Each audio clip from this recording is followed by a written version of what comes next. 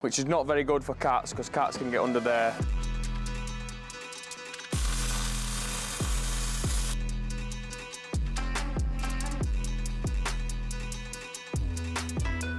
How sick does that look?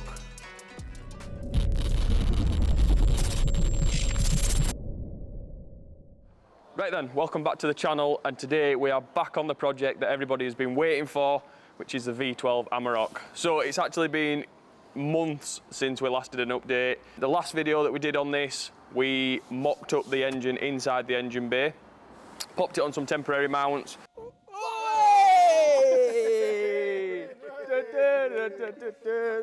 It fits, which is good, but we need to make it fit properly and obviously make sure it's all going to work, which is today's job. So Paul is going to quickly run through what we're going to do today in a little bit more detail, and then we'll have a look around the car at the state it's in at the minute.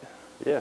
So what's cracking, Paul? So basically the plan today is to get the cross member welded in that we've had made up, to replace the big bit we've chopped out.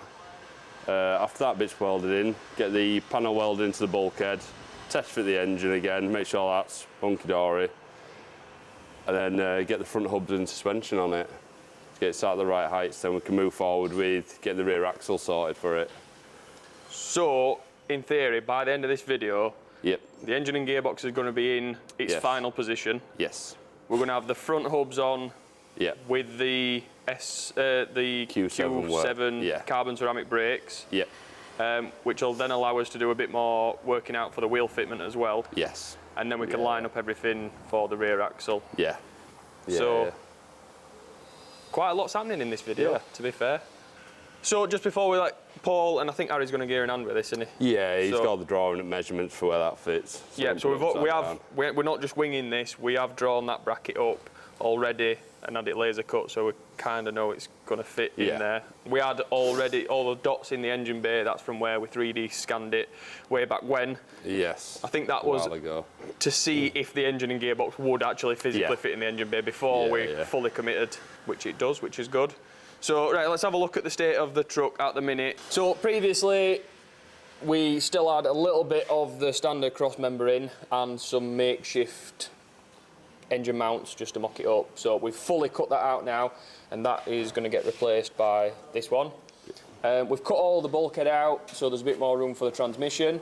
Obviously, we need to plate that up and make it look nice. And then inside, again, this is the plate that we made up previously.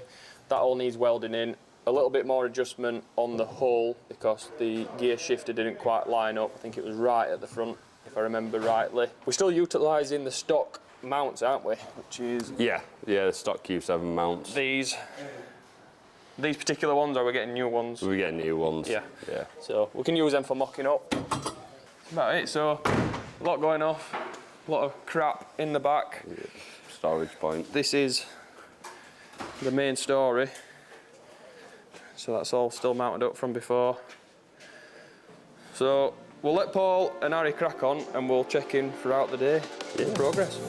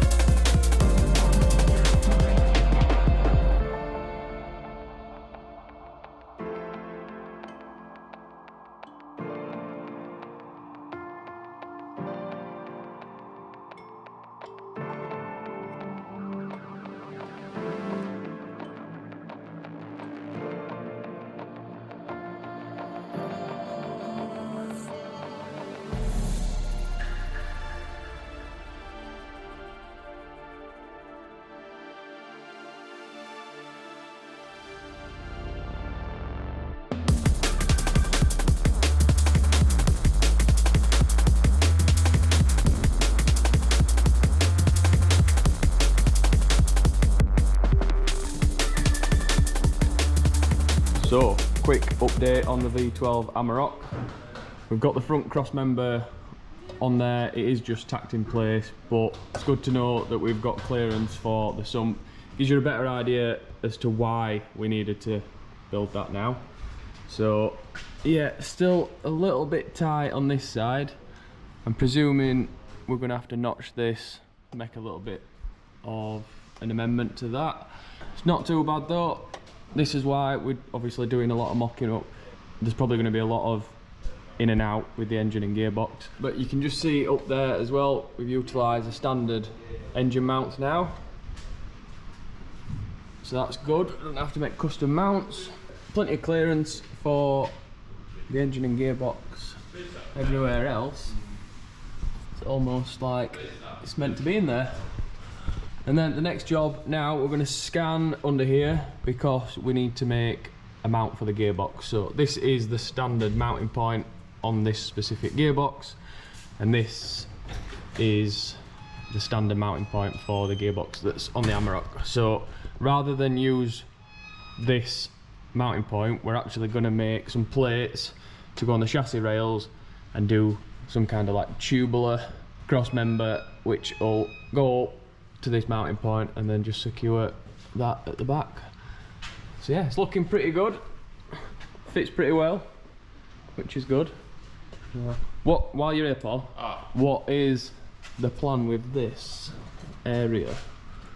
Not right lot, to be fair. Oh, so we don't actually need this pipe? No, that's the original, I think that's the water feed for the turbo, I think, is it? Yeah, most stuff on that side of the engine will be moving going, because obviously with turbos. Right. Obviously we're doing big fancy turbo kit. Oh, is that just the oil return? Yeah. So oil return, delete, relocation. Yeah, looking good. Let you crack on.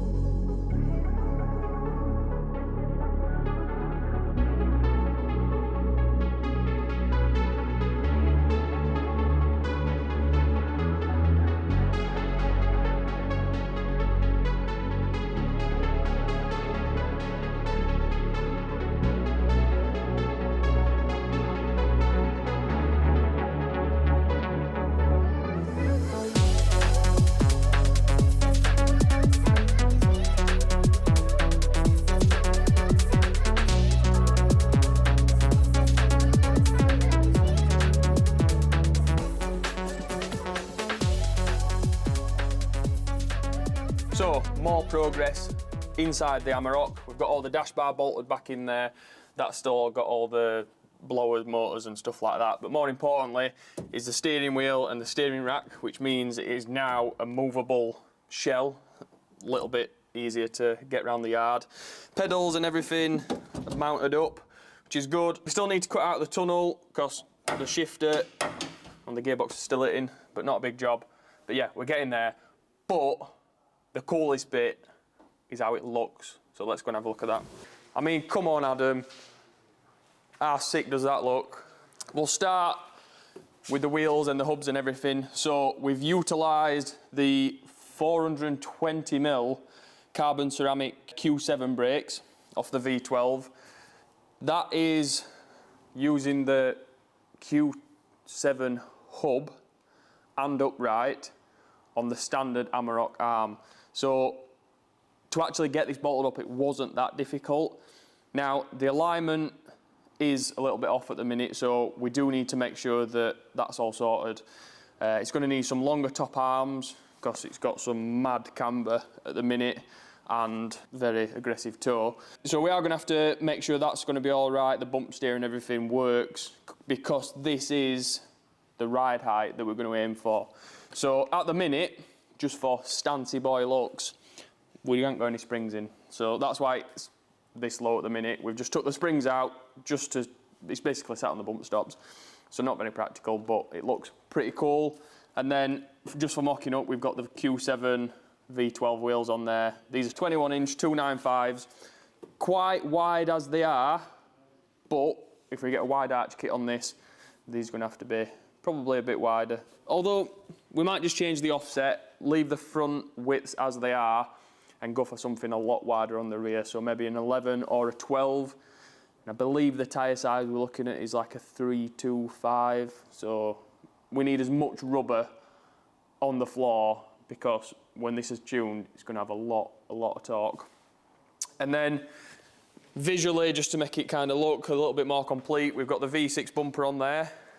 This, we are going to start with the V6 bumper, but I think we're going to graft another bumper into it. So you've probably seen where on like the caddies where they get like a GTI bottom end or a Golf R bottom end and then morph it into the caddy bumper.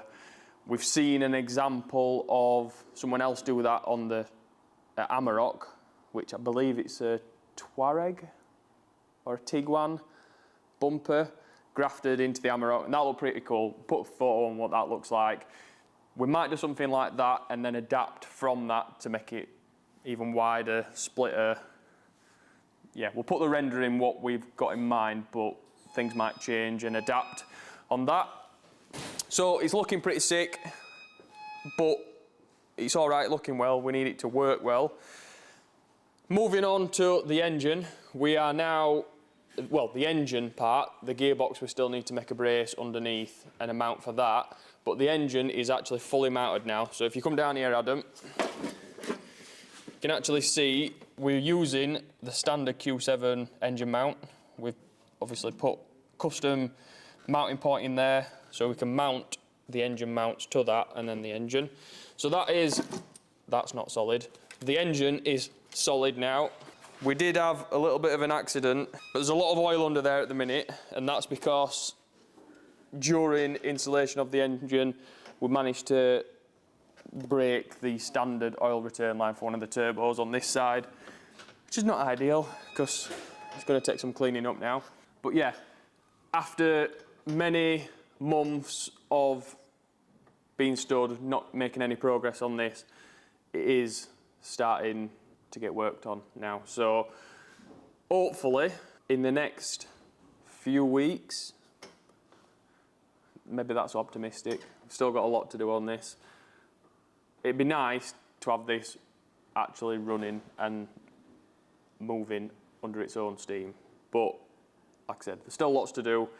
Next for Paul is to do a lot of wiring. So we're going to concentrate on neatening all the wiring up, get all that sorted, and then we need to look at all the coolant lines, what we're going to do for the radiator. I've just spoke with Paul and he said we're going to try and utilise, well, not a standard, but an upgraded version of the V6 Amarok radiator. It might mean moving the mounts forward a little bit, but if we can utilise that, that's going to be pretty good. We've still got all the oil coolers and everything to put on. We still need to mock up what we're going to do with the turbos. I think at the minute, the plan is to have them mounted up here. There's loads of space above the wheel arches at the minute for two decent sized turbos. So yeah, and then we've still obviously got all the rear axle to sort out as well. So there is a lot still to do on this project, but it is slowly coming together. And for all those that have been eagerly waited for an update on this, it's happening. So yeah, let Paul crack on with the wiring. Check back in soon.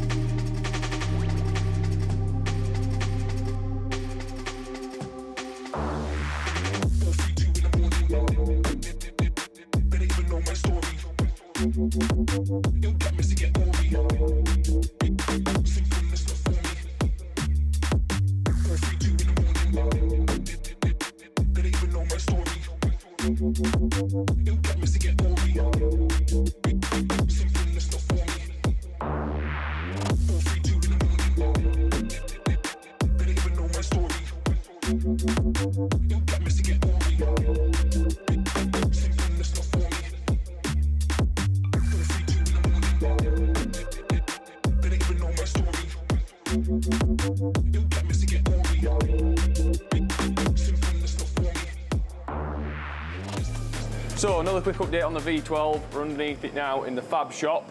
As you can see, we've got one of the SEMA Bluetooth prop shafts on there. We got another one, boys. Oh, rust and Bluetooth. Hell yeah. So nice weight saving. And then we've got this cross member in, which is the main reason why it's been in the fab shop for this fabricating. So that's basically for the rear of the gearbox, just to support the weight of that. A little update up front. Paul's done all the wiring now. That just needs tidying up, and he's done a bit of simplification for the coolant lines. So that's all coming together. And then at the back, if you've ever been under an Amarok before, you might realise that this is a little bit of a weird setup we've got going on here. So this Sunday, we're having a cars and coffee meet just outside our unit, and then next month we're going to do a car show. And the plan is, although this is not finished, we're going to take it along and just build up a little bit of hype over the project. So all we've done, we've swapped the axle above the leaf spring and then clamped it back together. Realistically, you won't want to drive like this because your axle's just going to hit your chassis leg. But it means it's pretty slammed on the back end. Obviously the front end's already slammed anyway. But what we do need to do is get rid of these crap Amarok wheels and swap them for the Q7 wheels. So if you're not aware, the Amarok fitment is 5x120. The Q7 fitment is 5x130. Obviously, when we do the Ford 9-inch rear axle, we'll have the 5x130 hub on there anyway, so we'll not need these adapters. But temporarily, we've got some 5x120 to 5x130 adapters, and that means we can bolt that to the hub, put the Q7 wheels on there, and it'll actually look half decent for the shows. So we'll get them on, we'll get it outside when we've got the wheels on, see what it looks like.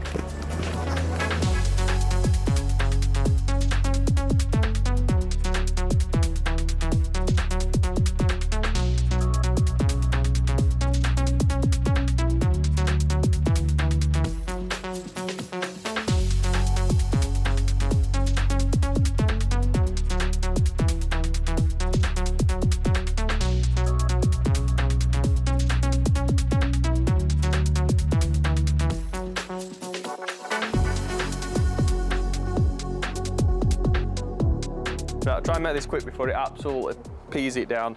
So we've got, obviously, it back on the ground with the Q7 wheels on. It looks pretty good, a lot better than it did before, but there's still a big arch gap, which is not very good for cats, because cats can get under there, and obviously, well, it can all go wrong. It still needs lowering that little bit more, and I know this is only for show, it's only temporary, and it is actually raining now. But the final thing that we can actually do to get it a little bit lower is fit our lowering shackles. So this is part of a complete kit that we actually do for the normal Amaroks. Oh no, quick Adam, quick. We fitted that to Keith's Amarok, we'll put a picture of that, what that looked like. The shackles, they're just standard shackles at the minute. I'm trying to talk really fast before it rains. But we can swap the standard ones for these ones. There's 3 height settings. We'll put it on the lowest one and we'll have another look and see if it ends up a bit lower. Quick! Quick! Quick! Yeah, man. What? Raining.